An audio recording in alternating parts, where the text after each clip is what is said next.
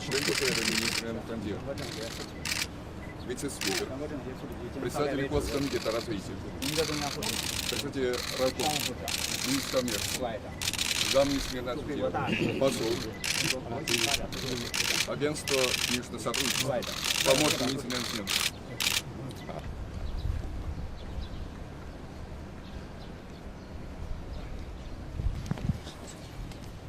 Министр иностранных дел, заведующий отделом внешней политики, президента, вице-премьер-министр, наш посол Китая, председатель комитета депутатов Кенеша, депутат Кенеша, коммунистская партия Кыргызстана, депутат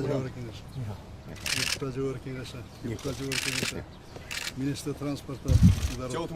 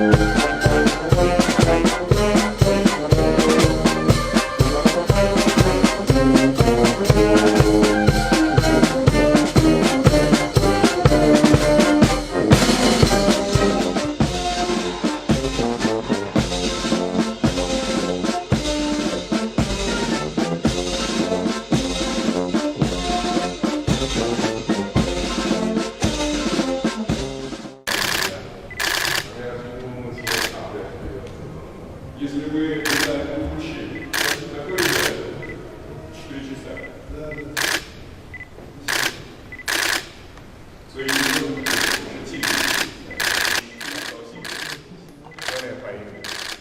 я вас горячо приветствую. 你当总统以后的首次